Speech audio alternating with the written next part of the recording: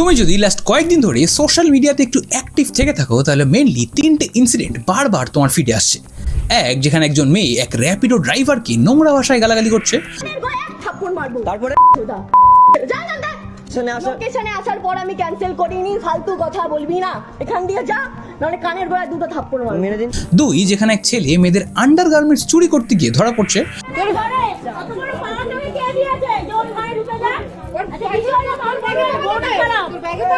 আর তিন, দেবলীনা নন্দী প্রবাহ নন্দীর এগেইনস্টে মামলা করছে ফাইনালি। এখনো অবধি যেটা আমার সাথে ঘটে চলেছে, মানে আমি এখন যা করছি বা করে চলেছি, হয়তো লিগালি আমি এত কিছু করতাম না, তো যদি অপোনেন্ট মানে যারা অপোজিটে আছে তারা যদি থেমে যেত, বাট স্টিল এখনো অনেক কিছু চলছে যেটা হচ্ছে সব দিক থেকেই আমাকে হার্ম করছে, মানে হয়তো সেটা আমার ভালো লাগছে না। আর এর সাথে সাথে যেটা সবার সামনে আসছে সেটা হলো ডিফারেন্ট টাইমে সবার ডিফারেন্ট ওপিনিয়ন। কখনো দেখছি যে সবাই র্যাপিডো কেসের মেয়েটার এগেইনস্টে চলে যাচ্ছে, আবার পরেক্ষণেই দেখছি সবাই মেয়েটির হয়ে র্যাপিডো রাইডারটার এগেইনস্টে কথা বলছে। Same goes with Debolina Nandi, যেখানে কেউ কেউ ভীষণ খুশি যে সে ফাইনালি এত বড় স্টেপ নিচ্ছে, আবার কেউ এটাকে আগের বারের মতোই ন্যাকামো বলছে। আর এই সমস্ত কিছু মিলিয়ে একটা মেসি সিচুয়েশন তৈরি হয়েছে। আর মেসির কথায় মনে পড়লো এক ছাগল তার আইডল রোনাল্ডোর বাজে পারফরমেন্স দেখে কম কষ্ট পেয়েছে, বরং মেসির পেনাল্টি মিস করায় বেশি আনন্দ পেয়েছে। আর তাই আজকের এই ভিডিওতে এই সমস্ত বিষয় নিয়ে আলোচনা করেছি, অ্যান্ড এটাও বোঝানোর চেষ্টা করেছি যে কিভাবে নিজে একজন সাধারণ মানুষ হয়ে আরেকজন খেটে খাওয়া মানুষকে গালাগালি দেওয়ার পরেও মানুষের সাপোর্ট পাওয়া যায়, কিংবা আজকালকার ইউথের কি অবস্থা এবং তারা কি লেভেলের অ্যাডিক্ট যে মেয়েদের আন্ডারগার্মেন্টস চুরি করে ধরা পড়ছে। তাই এই সমস্ত কিছু জানতে হলে আজকের এই ভিডিওটা শেষ অবধি দেখো। আসার পর আমি ক্যান্সেল করিনি, ফালতু কথা বলবি না, এখান দিয়ে যা, নাহলে কানের গোড়ায় দুটো থাপ্পড় মারবো। মেরে দিন। এখান দিয়ে কেন এই মেয়েটিকে এতদিন নিশ্চয়ই তুমিও সোশ্যাল মিডিয়াতে হাজারবার দেখে নিয়েছো। আর যারা জানো না ইনি কে, তাদের বলে দিই যে দিস ইজ মিস রিয়া, যে কিছুদিন আগে সকাল সকাল তার অফিস যাওয়ার সময় একসাথে দুটো বাইক ক্যাব বুক করে উইথ অ্যান ইন্টেনশন যে তাদের মধ্যে যে আগে আসবে তাকে রেখে বাকি রাইডটা সে ক্যান্সেল করে দেবে। বাট একজন চলে আসার পরেও দ্বিতীয় রাইডারকে ক্যান্সেল না করায় সেও তার বাড়ির সামনে চলে আসে 1.5 কিলোমিটার দূর থেকে। অ্যান্ড তার বাড়ির সামনে আসার পর সেই মেয়েটি সেই রাইডটা ক্যান্সেল করে। দ্যাট মিনস সেই রাইডারটা রাইডও পেল না, অ্যান্ড সেই 1.5 কিলোমিটারের ভাড়াও পেল না। আর এখানে যারা বাইক ক্যাব সম্বন্ধে জানো না তাদের বলে দিই যে রাইডাররা যত দূর থেকে আসুক, প্যাসেঞ্জার তুলতে আসার টাকা কোনো অ্যাপই তাদের দেয় না। তাই সেই কারণেই সেই ছেলেটা মেয়েটিকে বলে যে আপনি আগে থেকেই ক্যান্সেল করে দিতে পারতেন, কারণ আমি বাড়ির সামনে আসার পর ক্যান্সেল করলেন, সেক্ষেত্রে আমি এই 1.5 কিলোমিটারের টাকাটাও পাবো না। লোকেশনে এসে গেলাম, তারপরে ক্যান্সেল করলাম। আমি যে 1.5 কিলোমিটার যে ঘুরে আসলাম সে তেলের টাকা তো আমি পাবো না। ঠিক আছে। এন্ড সেই রাইডটাই তার দিনের প্রথম রাইড হওয়ায় সে কিছুটা রাগের সাথেই এটা সেই মেয়েটাকে বেশ কয়েকবার বলতে থাকে। এন্ড সে হয়তো এক্সপেক্ট করছিল যে সেই মেয়েটি হয়তো তাকে সরি টরি বলে চলে যাবে, এন্ড সেই ম্যাটারটা সেখানেই ক্লোজ হয়ে যাবে। বাট তেমনটা হলো না, কারণ সে মেয়েটি সরি বলা তো অনেক দূর, এরপর সেই রাইডারটাকে অকথ্য ভাষায় গালাগালি দিতে শুরু করে। এন্ড সেই গালাগালি শুনে তার মাও বাড়ির বাইরে ছুটে আসে যে কি হয়েছে সেটা দেখতে। এন্ড সেখানে এসে যখন তিনি দেখেন যে তার মেয়ে অন্য একজনকে অকথ্য ভাষায় গালাগালি দিচ্ছে, তখন তিনি তার মেয়েকে শাসন না করে উল্টে এটা বলতে থাকে যে তার মেয়ে ভুলই করতে পারে না। আর সেই সব প্রশ্রয় পেয়ে মেয়েটি সেই ছেলেটাকে আবারও গালাগালি দিতে শুরু করে। এবং এর চেয়েও বড় কথা হলো, সেই ছেলেটি যখন সেই মেয়েটিকে বলে যে সে এটার ভিডিও করছে, তা শুনেও মেয়েটির যেন কোনো ভয় ডর কিছুই কাজ করে না, বরং সে তার সাধু ভাষার প্রয়োগ চালিয়ে যেতে থাকে। তারপরে লোকেশনে আসার পর আমি ক্যান্সেল করিনি, ফালতু কথা বলবি না, এখান দিয়ে যা, নাহলে কানের গোড়ায় দুটো থাপ্পড় মারবো। মেরে দিন। এখানে একটা জিনিস সবার সামনে আসে যে সে একজন কর্পোরেট এমপ্লয়ি, সে বেশি ইনকাম করে, এন্ড সেই রাইডারটা যেহেতু একজন পাতি বাইক ড্রাইভার তাই তার ইনকামও কম। সেই কারণে সেই মেয়েটি নিজেকে এতটাই সুপিরিয়র ভেবে নেয় যে সেই ছেলেটাকে ওরকম বাজে গালাগাল দিতে তার বাধে না, এবং তার মধ্যে কোনো অনুশোচনাও কাজ করে না। আর তার মাও কিছু না জেনে কিছু না শুনে তার মেয়েকে এমনভাবে ডিফেন্ড করতে শুরু করে যেন তার মেয়ে কোন রাজকার্য করে এসছে। এন্ড তারই আশকারা পেয়ে মেয়েটি এরপর থানায় যায় সেই ছেলেটার এগেইনস্টে কমপ্লেন করতে। মানে ভাবো একবার, নিজে দোষ করে নিজেই থানায় গিয়ে কমপ্লেন করছে। আর তুমি যদি ভেবে থাকো যে থানায় তার কমপ্লেন নেওয়া হয়নি, তাহলে তুমি ভুল ভাবছো। কারণ জানি না কি প্রমাণের বেসিসে সেই মেয়েটির অভিযোগের ভিত্তিতে সেই ছেলেটাকে সেদিন থানায় ডাকা হয়। অ্যান্ড এও শোনা যায় যে সেই মেয়েটি নাকি পুলিশকে সাইডে নিয়ে কিছু কথা বলে অ্যান্ড টাকা দেয়, যার কারণে সেই ছেলেটিকে সেদিন মারধর করা হয় থানার ভেতরে। মানে জাস্ট ভাবো একবার। আর শুধু মারাই নয়, তাকে পুলিশের তরফ থেকে এও বলানো হয় যে সেই ভিডিওটা এক্ষুনি সোশ্যাল মিডিয়া থেকে ডিলিট করে দিতে, আর ভবিষ্যতে ভিডিওটা যদি আরও সার্কুলেট হয় তাহলে তাকে আবারও থানায় ডাকা হবে। অ্যান্ড এখানে বলে দিই যে সেই ছেলেটা গ্রাম থেকে কলকাতায় এসে ভাড়া থাকে তার ফ্যামিলিকে নিয়ে, অ্যান্ড সেই তার ফ্যামিলির একমাত্র আর্নিং মেম্বার। সেই কারণে এই ধমকি পেয়ে সে সব ফেসবুক পেজ থেকে তার ভিডিওটা ডিলিট করতে বলে, হ্যাঁ, নিজে একটা ভিডিও বানায় যেখানে সে বলে যে সেদিন সেই মেয়েটি অনেক আগেই তার রাইডটা ক্যান্সেল করে দিয়েছিল, তাই একটা মিসআন্ডারস্ট্যান্ডিং হয়েছে দুপক্ষ থেকেই। দিদিটা 10 মিনিট 15 মিনিট আগে ক্যান্সেল করে দিয়েছিল, সেটা আমি বুঝতে পারি। অ্যান্ড এই ভিডিওটা সোশ্যাল মিডিয়াতে আপলোড হতেই সাধারণ মানুষের আর বুঝতে বাকি থাকে না যে ঠিক কী হয়েছিল সেদিন। সেই কারণেই এরপর সেই এলাকার সমস্ত অ্যাপ ক্যাব ড্রাইভাররা সে মেয়েটির বাড়ির সামনে হাজির হয় অ্যান্ড এই বিষয়ে প্রোটেস্ট করতে শুরু করে। অ্যান্ড তারপর ম্যাটার এতটাই বাড়াবাড়ি হয়ে গিয়েছিল যে সেখানে পুলিশকেও ইনভলভ হতে হয়। বাট এর মধ্যেই সেই মেয়েটির বেশ কিছু চ্যাটও ভাইরাল হতে থাকে যেখানে সে কাউকে সেই ক্যাব ড্রাইভারকে আরও গালাগালি এবং অভিশাপ দিতে থাকে। And as a result of all of this, মেয়েটিকে তার অর্গানাইজেশন যেখানে যাওয়ার জন্য সে এত বড় কাণ্ড ঘটিয়েছিল সেখান থেকে টার্মিনেট করে দেওয়া হয়। আপনাদের অফিসে রিয়া ঘোষ বলে একটি মেয়ে চাকরি করতে মনে হয়? হ্যাঁ হ্যাঁ। আচ্ছা, ওই ছেলেটি না ওই মেয়েটি হচ্ছে একটা অসভ্যতা করেছিল র্যাপিডো ড্রাইভারের সঙ্গে। আমরা নিজেই আমাদের খারাপ লেগেছে, আমরা পুরো ভিডিওটা দেখেছি, ম্যানেজমেন্ট ওর উপরে পুরো অ্যাকশনও নিয়েছে, ঠিক আছে? আমরা নিজেই আমাদের খারাপ লেগেছে, ওরকম কিভাবে বলে দিয়েছে, এভাবে তো ওর বলা উচিত না। হ্যাঁ, বলা উচিত না, এবং এটাও দেখুন যাতে ও কোনো জায়গায় চাকরি না পায়, সেটা দেখুন, এবং সেটা উত্তরণ পাঠক আমি অন্তত পক্ষে উত্তর দেব। এখান থেকে টার্মিনেশন দিয়ে দেবো, ঠিক আছে? অন্য ও এখনো চাকরি করছে কি করছে না সেটাকে বলুন।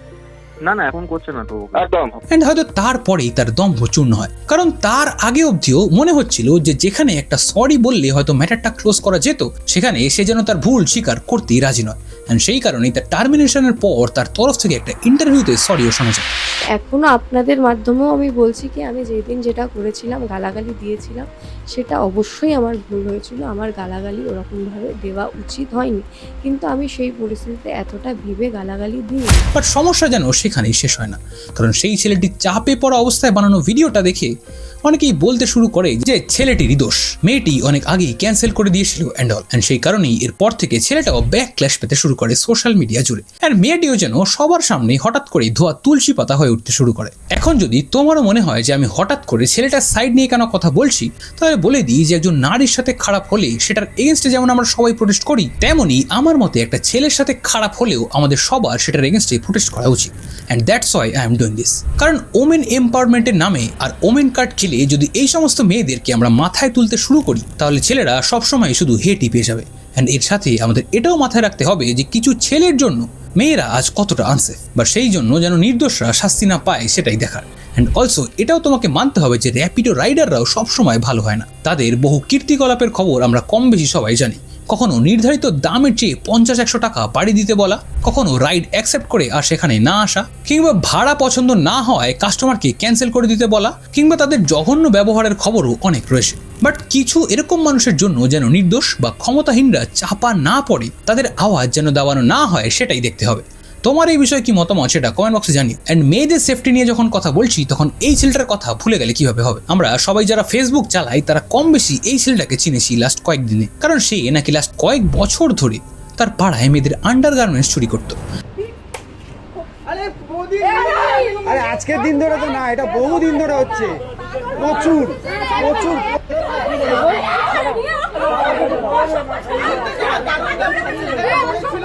অ্যান্ড ফাইনালি আজ থেকে কয়েকদিন আগে এক মহিলা তাকে হাতে নাতে ধরে ফেলে এবং সে স্বীকারও করে নেয় যে সে গত 1.5 বছর ধরে সে এরকম কাজ করছে।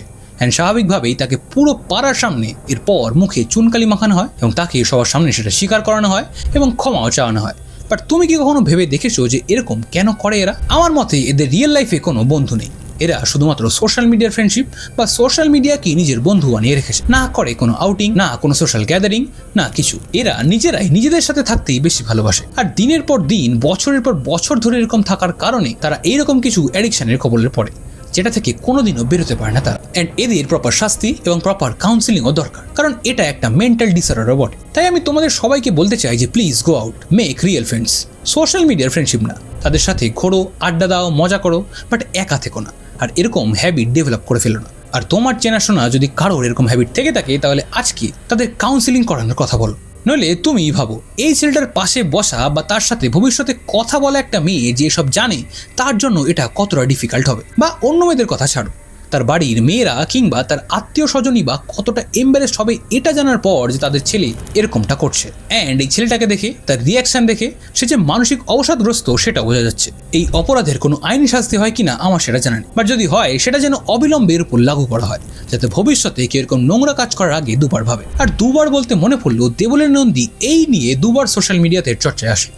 আগের বারে কেন চর্চায় এসেছিল সেটা যদি তুমি না জেনে থাকো তাহলে এই ভিডিওটা চেক আউট করতে পারো। আর এবার তার সোশ্যাল মিডিয়াতে চর্চায় আসার কারণটা খুবই সিরিয়াস, কারণ এবার সে তার হাজবেন্ডের ওপর যা যা অ্যালিগেশন এনেছে সেগুলো খুবই সিরিয়াস, এবং সে রীতিমতো দুজন লয়ার নিয়ে কাইন্ড অফ প্রেস কনফারেন্স করে সেগুলোকে সোশ্যাল মিডিয়াতে জানিয়েছে। এখন অবধি যেটা আমার সাথে ঘটে চলেছে, মানে আমি এখন যা করছি বা করে চলেছি, হয়তো লিগালি আমি এত কিছু করতাম না যদি অপোনেন্ট মানে যারা অপোজিটে আছে তারা যদি থেমে যেত, বাট স্টিল এখনো অনেক কিছু চলছে যেটা হচ্ছে সব দিক থেকেই আমাকে হার্ম করছে, মানে হয়তো সেটা আমার ভালো লাগছে না। সেখানে তার বর ও তার শ্বশুরের করা ডোমেস্টিক ভায়োলেন্সের কথা বলেছে, তাকে ধাক্কা দিয়ে 5 তলা থেকে ফেলে দেওয়ার চেষ্টা করার কথা বলেছে, এবং তার মাকে নিয়ে তাদের আরও সমস্যার কথা বলেছে। 2024 সালের ডিসেম্বর মাসে 2024 সালের ডিসেম্বর মাসে এদের বিয়ে হয়, এবং from the beginning of the marriage ওনার ওপরে মানসিক এবং শারীরিক অত্যাচার শুরু হয়। বিয়ের দিন থেকে শুরু করে বিয়ের দিন দেবানন্দের মাকে গায়ের রং তুলে কথা, বিভিন্ন কথা, সাইড কমেন্ট করা হয়, এবং হানিমুনে পর্যন্ত, হানিমুনে থাইল্যান্ড যাওয়া হয়েছিল, থাইল্যান্ডে গিয়ে প্রবাহ নন্দী ড্রাঙ্ক হয়ে গায়ে হাত তোলে, মারধর করে। সেটা 2025 সালের এপ্রিল মাসের কথা। এন্ড তার সেই দুই লয়ার প্রবাহ নন্দীর এগেনস্টে অনেক কটা মামলা করবেন বলেই জানিয়েছেন।